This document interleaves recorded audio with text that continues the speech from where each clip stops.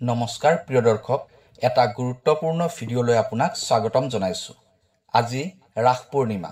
এই ৰাস পূৰ্ণিমাটো ভগৱান শ্ৰীকৃষ্ণই তেওঁৰ ভক্তসকলৰ মনৰ আশা পূৰ্ণ কৰা পূৰ্ণিমা। এই পূৰ্ণিমাতে অৰ্থাৎ আজি ৰাতি যদি আপুনি কেইটামান সৰু সৰু কাম কৰিব পাৰে, তেনেহ'লে আপোনাৰ মনৰ কামনা পূৰ্ণ হ'ব, লগতে মানুহ আপোনাৰ প্ৰতি আকৰ্ষিত হ'ব। আপোনাৰ কথামতে মানুহে উঠা বহা কৰিব। আপোনাৰ প্ৰতি মানুহৰ মনত ভাল ভাৱ জাগ্ৰত হ'ব। শত্ৰুৱে আপোনাক দেখিলে দূৰৰ পৰাই মাত দিব। যিমানেই ডাঙৰ শত্ৰু নহওক কিয়, আপোনাৰ ওচৰত তেওঁ বশ হৈ যাব। আজিৰ এইটো ভিডিঅ'ত আপোনাক জনাম ৰাস পূৰ্ণিমাৰ দিনা ৰাতি অৰ্থাৎ আজি ৰাতি কি কি কাম কৰিলে মানুহ আপোনাৰ প্ৰতি আকৰ্ষিত হ'ব। প্ৰিয় দৰ্শক, আছামিজ এষ্ট্ৰলজিলৈ আপোনাক স্বাগতম জনাইছোঁ। মই এষ্ট্ৰলজাৰ ধীৰাজ শৰ্মা। ভিডিঅ'টো শ্বেয়াৰ কৰি দিব আৰু কমেণ্টত লিখিব জয় শ্ৰীকৃষ্ণ। প্ৰিয় দৰ্শক, যদি আপোনাৰ ব্যক্তিগতভাৱে কিবা সমস্যা হৈ আছে, তেনেহ'লে ভিডিঅ'ৰ স্ক্ৰীণত দিয়া নাম্বাৰত আমাৰ সৈতে যোগাযোগ কৰিব। আমি আপোনাৰ সমস্যাসমূহ সমাধান কৰিবলৈ চেষ্টা কৰিম। এতিয়া ভিডিঅ'ৰ পৰৱৰ্তী অংশলৈ যাওঁ। ভগৱান শ্ৰীকৃষ্ণৰ ৰাসলীলাৰ কথা হিন্দু শাস্ত্ৰত উল্লেখ কৰা আছে। ইয়াত ৰাসলীলাৰ মহত্ব তথা পবিত্ৰতাৰ কথা বিতংভাৱে উল্লেখ কৰা আছে। এই ৰাসলীলাৰ কথা শুনিব পাৰিলে 100 বছৰ সাধনা কৰাৰ দৰে ফলপ্ৰাপ্তি হয়। এই পূৰ্ণিমাৰ দিনা কিছুমান কাম কৰিলে সেই কামৰ সম্পূৰ্ণৰূপে ফলপ্ৰাপ্তি হয়। বিশেষকৈ দাম্পত্য জীৱনত হোৱা অশান্তি, প্ৰেমৰ সম্পৰ্কত হোৱা ভুল বুজাবুজি দূৰ কৰিব পাৰি। মানি অহা হৈছে যে ৰাস পূৰ্ণিমাৰ দিনা ৰাতি বৃন্দাবনৰ নিধিবনত ভগৱান শ্ৰীকৃষ্ণ ৰাধাৰ সৈতে 1600 গোপিনী আহি নৃত্য কৰি থাকে। এই দৃশ্যটো যদি কোনো মানুহে দেখা পায়, তেনেহ'লে সেই মানুহ সম্পূৰ্ণৰূপে অন্ধ হৈ যায় অথবা তেওঁ মানসিক বিকাৰগ্ৰস্ত হয়। সেইবাবেই ৰাস পূৰ্ণিমাৰ দিনা সেই ঠাইলৈ কোনো মানুহ নাযায়, নাইবা যাবলৈ নিদিয়ে, নাইবা তেওঁ যাবলৈ ভয় কৰে। আৰু এই বৃন্দাবনৰ নিধিবনৰ এক আচৰিত ৰহস্য আছে। নিধিবনত থকা মন্দিৰত তলা লগাই থোৱাৰ পিছতো মন্দিৰৰ প্ৰসাদ খাই যোৱাৰ চিন স্পষ্ট হৈ থাকে। সেই ঠাইখিনিতে লৰালি কালত শ্ৰীকৃষ্ণই গৰু চৰাইছিল আৰু তাতেই শৰতৰ পূৰ্ণিমাৰ দিনা গোপীসকলৰ সৈতে ৰাসলীলা কৰিছিল। সেয়েহে ৰাস পূৰ্ণিমাৰ দিনা তালৈ ভগৱান শ্ৰীকৃষ্ণই ৰাসলীলা কৰিব আহে বুলি তাত সকলোৱে বিশ্বাস কৰে। এয়া বিশ্বাস কৰিবলৈ টান লাগিলেও একেবাৰে সত্য হয়। সেয়েহে ৰাস পূৰ্ণিমাৰ দিনা নিধিবনত কাকো প্ৰৱেশ কৰিব নিদিয়ে। আজিও বৃন্দাবনৰ নিধিবনত শ্ৰীকৃষ্ণৰ উপস্থিতি ৰাস পূৰ্ণিমাৰ দিনা অনুভৱ কৰা হয়। সেইবাবে আপুনি বুজি লওক যে ৰাস পূৰ্ণিমাৰ কিমান মহত্ব তথা পবিত্ৰতা আছে। যদি আমাৰ এই ভিডিঅ'টো আপুনি ফেচবুকত চাই আছে, তেনেহ'লে পেজটো ফ'ল' কৰি দিব, আৰু যদি আপুনি ইউটিউবত ভিডিঅ'টো চাই আছে, তেনেহ'লে চেনেলটো ছাবস্ক্ৰাইব কৰি দিব। এতিয়া জানি লওঁ আহক, ৰাস পূৰ্ণিমাৰ দিনা ৰাতি কি কাম কৰিলে আপুনি সকলোকে আপোনাৰ বশ কৰি ৰাখিব পাৰিব। আপোনাৰ কথামতে সকলোৱে উঠা বহা কৰিব। আপোনাৰ প্ৰতি সকলো মানুহ আকৰ্ষিত হ'ব। ৰাস পূৰ্ণিমা তথা আজি আবেলি সময়ত স্নান কৰি ল'ব।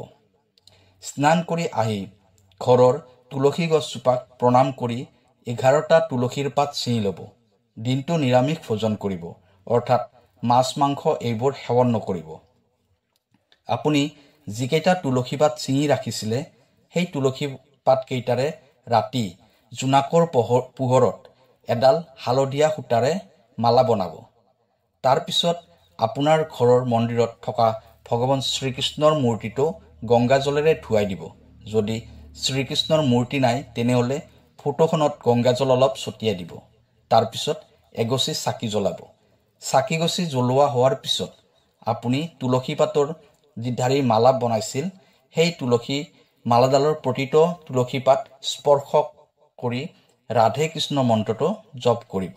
অৰ্থাৎ আপুনি 11টা তুলসী পাতৰ মালা বনাইছিল, সেয়েহে আপুনি 11 বাৰ ৰাধে কৃষ্ণ মন্ত্ৰটো জপ কৰিব।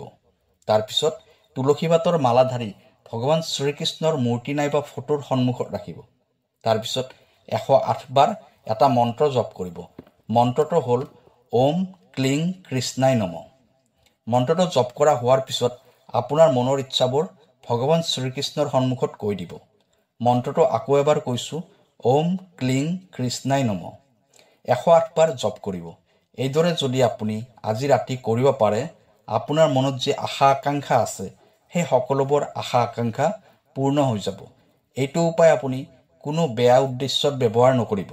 যদি আপুনি বহুদিনৰ পৰা কিবা এটা কামৰ বাবে চেষ্টা কৰি আছে আৰু সেই কামটোত আপুনি সফল হ'ব পৰা নাই, তেতিয়া আপুনি এই উপায়টো কৰিব পাৰে।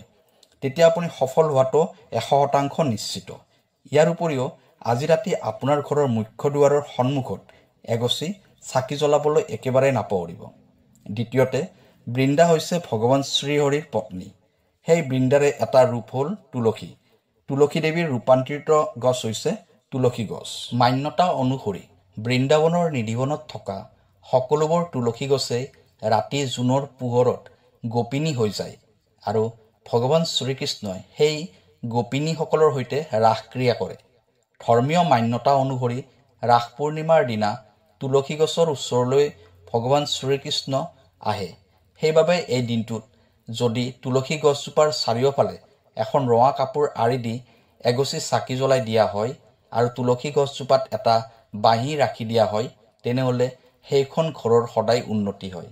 কাৰণ ইয়াৰ দ্বাৰা মা তুলসীৰ লগতে ভগৱান শ্ৰীকৃষ্ণৰ পৰম কৃপা লাভ কৰিব পাৰি। এই উপায়টো বৃন্দাবনৰ প্ৰত্যেকখন ঘৰতে কৰে। ইয়াৰ ফলত ঘৰত কেতিয়াও ধন টকা পইচাৰ অভাৱ নহয়। সেইখন ঘৰত কেতিয়াও দৰিদ্ৰতা আহিব নোৱাৰে। তৃতীয়তে, পূৰ্ণিমাৰ দিনটো মা লক্ষ্মীক পূজা অৰ্চনা কৰাৰ আটাইতকৈ শুভ দিন।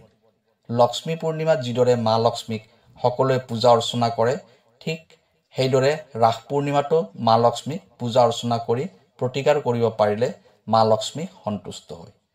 যদি আপোনাৰ ঘৰখনত টকা পইচাৰ সমস্যাৰ পৰা মুক্তি দিব বিচাৰে, তেনেহ'লে ৰাস পূৰ্ণিমাৰ দিনা ৰাতি অৰ্থাৎ আজি ৰাতি মা লক্ষ্মীৰ নামৰ এটা উপায় কৰিব পাৰে। এই উপায়টো কৰিলে ঘৰত হৈ থকা ধন টকা পইচাৰ সমস্যাসমূহ দূৰ হ'ব। এই উপায়টো আপুনি আপোনাৰ পাকঘৰৰ উত্তৰ দিশত কৰিব লাগিব। এটা পাত্ৰত অলপ চাউল, অলপ ধান, 3টা এটকীয়া মুদ্ৰা আৰু 11টা তুলসী পাত ৰাখিব। এই বস্তুখিনিৰ ওপৰত ৰঙা শলিতাৰে এগছি ঘিউৰ চাকি জ্বলাব। চাকিগছিত এটা লং দিব। তাৰপিছত এখন কাগজত মা লক্ষ্মীৰ মন্ত্ৰটো লিখি পাত্ৰটোত ৰাখি দিব। মা লক্ষ্মীৰ মন্ত্ৰটো হ'ল ওম হ্ৰিং শ্ৰীং ক্লিং মহালক্ষ্মী নম। এই মন্ত্ৰটো আপুনি 11 বাৰ জপ কৰিব। মন্ত্ৰটো আকৌ এবাৰ কৈ দিছোঁ, ওম হ্ৰিং শ্ৰীং ক্লিং মহালক্ষ্মী নম। 11 বাৰ জপ কৰিব। মন্ত্ৰটো জপ কৰা হোৱাৰ পিছত পাত্ৰটো পাকঘৰৰ উত্তৰ দিশত ৰাখি দিব, পাকঘৰৰ ভিতৰত। পিছদিনাখন সেই পাত্ৰটোৰ পৰা চাউল, ধান আৰু এটকীয়া মুদ্ৰাকেইটা এখন ৰঙা কাপোৰত বান্ধি ল'ব। তাৰপিছত সেই টোপোলাটো আপোনাৰ ঘৰৰ টকা পইচা জমা ৰখা আলমাৰীত ৰাখি দিব। এনেকুৱা কৰিলে আপোনাৰ ঘৰত কেতিয়াও টকা পইচাৰ অভাৱ নহ'ব। ঘৰত মা লক্ষ্মীয়ে বাস কৰিব। ৰাস পূৰ্ণিমা তথা আজি ৰাতি যদি এই উপায়কেইটা আপুনি কৰিব পাৰে, তেনেহ'লে ইয়াৰ ফল আপুনি নিশ্চিত ৰূপত লাভ কৰিব পাৰিব। প্ৰিয় দৰ্শক, ভিডিঅ'টো যদি আপোনাৰ ভাল লাগিছে, তেনেহ'লে আপোনাৰ চিনাকি সকলোকে এই ভিডিঅ'টো শ্বেয়াৰ কৰি দিয়ক, যাতে সকলোৱে ইয়াৰ লাভ প্ৰাপ্তি কৰিব পাৰে। আজিৰ বাবে ইমানেই। কাইলৈ আকৌ লগ পাম। ধন্যবাদ।